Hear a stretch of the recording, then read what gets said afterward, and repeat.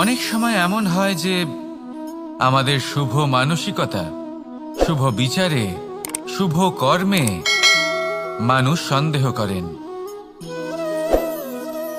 প্রশ্ন করেন, প্রমাণ চান, শুদ্ধতার পরীক্ষা দিতে বলেন, আর তখন নিশ্চিত রূপে কষ্ট হয়। আমরা ভাবি এটাই হলো জীবন।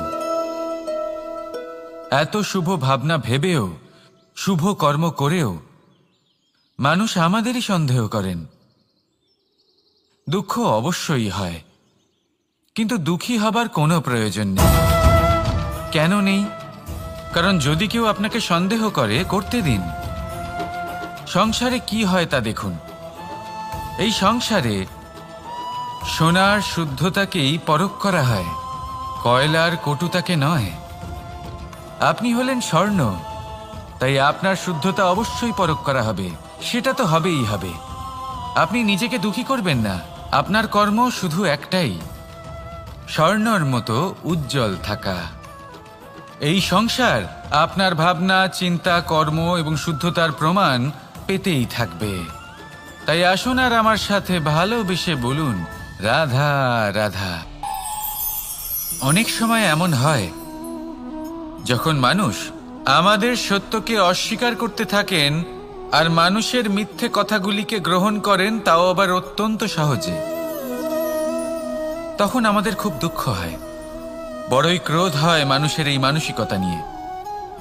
কিন্তু এটা জানা অত্যন্ত গুরুত্বপূর্ণ যে এমন কেন হয়। কারণটা কি আপনি? আপনারই কি কোনো দোষ রয়েছে? কখনোই নয়। কারণ হলো এটা যে এই যে সত্য, এই সত্যের মূল্য অত্যন্ত অধিক। এতটাই অধিক যে অনেক সময় অনেক ধনী ব্যক্তিও এর মূল্য মেটাতে পারেন না। সেখানেই যদি মিথ্যের কথা বলি, তাহলে এর মূল্য অত্যন্ত কম। অত্যন্ত সহজে এই মিথ্যে সবার মধ্যে বিক্রি হয়। সত্যি বলতে এটা ভাবা আপনার কর্ম নয় যে লোকে কেন আপনাকে বুঝতেই পারেন না, আপনার সত্য কেন বুঝতে পারেন না। আপনার কর্ম হলো আপনার সত্যের সাথে দাঁড়িয়ে থাকা, সেই সত্যের সাথে চলতে থাকা। কারণ সত্য তার কাছেই আসবে যে সত্যকে খুঁজে নিতে চায়। নয়তো বেশিরভাগ মানুষ মিথ্যেকে নিয়েই প্রসন্ন রয়েছেন। আপনি সত্যের সাথে কর্মের পথে অগ্রসর হতে থাকুন। সত্য বেশি দিন লুকোনো থাকে না। সংসারের সম্মুখে এটা অবশ্যই একদিন আসবে, কিন্তু তখনও সেটা মানুষের ওপর সে বিশ্বাস করবে কি করবে না।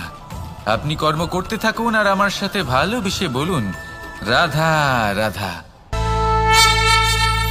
জীবনে যখনই আমরা এমন কোনো পথে চলতে চাই যা মূলত কাঁটায় ভরা, ছোট পাথর থাকে যা বিঁধে যেতে পারে, তখন আমরা কি করি? আমরা পাদুকা ব্যবহার করি, আর তারপরে আমরা খুব সরলভাবে সেই পথে অগ্রসর হতে পারি। কিন্তু যদি পাদুকা আর পায়ের মাঝে কোনো ছোট পাথরও এসে ফেঁসে যায়, তখন কিন্তু আমরা খুব কোমল পথও পার করতে পারবো না। কিছু বুঝলেন আপনারা? এর সারমর্ম হলো এটাই যে আমরা বাইরের যুদ্ধ জয় করতে পারি, সেখানে সফল হতে পারি, কিন্তু তার থেকেও অনেক বেশি গুরুত্বপূর্ণ আর অনেক বেশি কঠিন অন্তরের যুদ্ধ হয়। অন্তরের সমস্যাগুলি হয় লোভ, মোহ, ক্রোধ, লালসা, ভয়। যদি এইগুলি আপনার মধ্যে থাকে, তাহলে আপনি সংসারের যে কোনো স্তরে পৌঁছতে পারেন, অনেক বড় বড় যুদ্ধ জয় করতে পারেন, কিন্তু আপনি সন্তুষ্টি পাবেন না। তাই সর্বপ্রথম নিজেকে শুধরে নিন, তারপরে এই সংসারকে জয় করুন। তবে তার আগে আমার সাথে ভালোবেসে বলুন, রাধা রাধা। কখনো কখনো আমরা কোনো কাজ আরম্ভ করার বিষয়ে ভাবি, তারপর আরো ভাবি, তারপর আরো ভাবি, আর ভাবতেই থাকি। দেখুন, এটা কোনো অন্যায় নয় যে আমরা কোনো কাজ আরম্ভ করার পূর্বে তার বিষয়ে ভাবনা চিন্তা করছি, সেটা বোঝার চেষ্টা করছি, ঠিক আছে। কিন্তু সম্পূর্ণ সময় এই চিন্তায় ব্যর্থ করা উচিত নয়।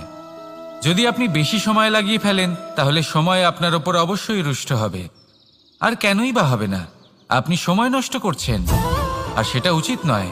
দেখুন, নিশ্চিতভাবে ভাবনা চিন্তা করুন, বিবেচনা করুন, পূর্ণরূপে করুন, কিন্তু এটাও মনে রাখবেন যে উচিত সময়ের মধ্যে আপনাকে কর্ম আরম্ভ করতেই হবে। যদি ভাবতেই থাকেন তাহলে কর্ম আরম্ভ করতে পারবেন না। আর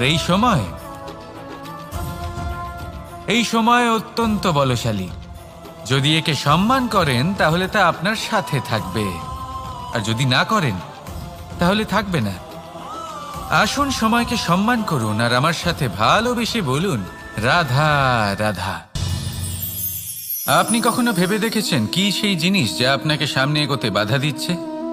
ধরুন আপনি কোনো পথ দিয়ে যাচ্ছেন, পা মুচকে গেলে তা আপনাকে সামনে এগোতে বাধা দেয়।